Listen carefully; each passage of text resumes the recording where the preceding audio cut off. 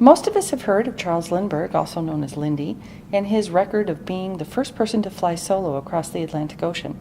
But not many are aware of Dale Red Jackson and his world record of endurance flights around the same time period.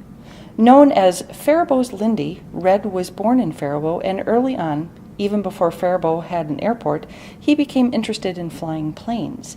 He traveled south and eventually learned how to fly and connected up with a plane manufacturing company and started testing planes, actually. He was quite well known for being almost reckless, and with his flights and his aerial somersaults record by a plane manufacturing company, he and his friend Forrest O'Brine were on board.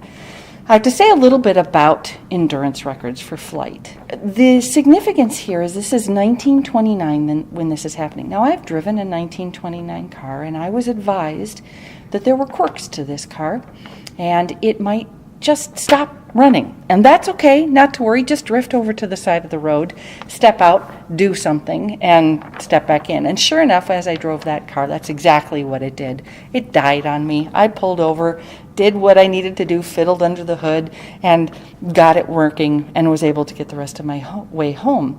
People had had similar experiences with cars at that time and before, and thought, I'm not getting into a plane or a car in the sky only for the engine to stop mid-flight.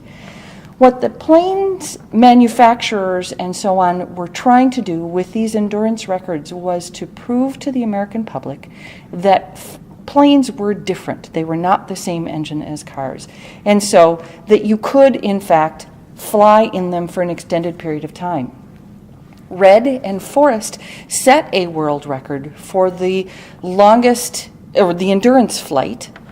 They flew circles around St. Louis, Missouri in 1929, and they flew for over 400 hours, 17 and a half days straight, not landing for anything, not landing to get food or to sleep or anything.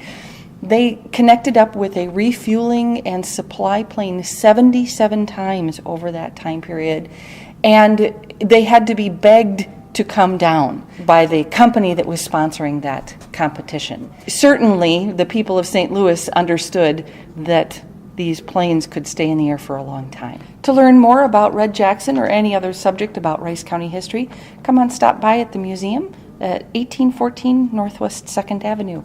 Rice County Historical Society, preserving the past for future generations.